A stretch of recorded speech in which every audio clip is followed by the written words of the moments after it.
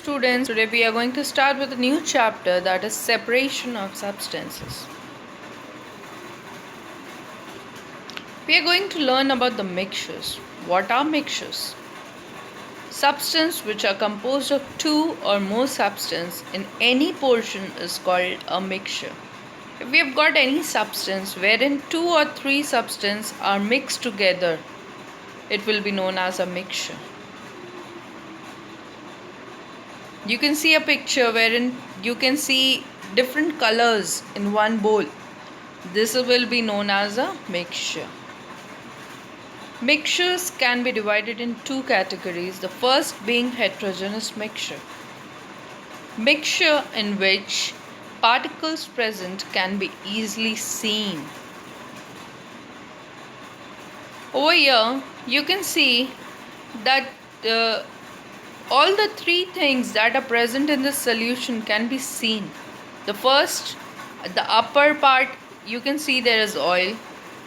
In the lower middle part you can see water, and in the lower part you can see sand.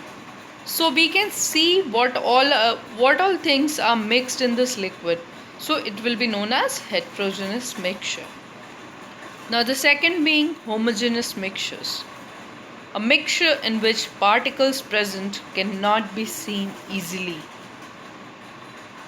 Here you can see there is a glass of orange juice. In this, can you see water? No. Sugar? No. But still there is a mixture of sugar, water and orange in this, but it cannot be seen. So it will be known as homogeneous mixture. Methods of separation. Here I want to ask you, what's the need for us to separate the mixtures? Every particle or every substance has its own rule. If you have got pulses, a dal, wherein you have pebbles there, would you like to eat your dal with pebbles? No. So we need to separate all the substances, and there are various methods by which we can separate the substances. The first being hand picking. What is this hand picking?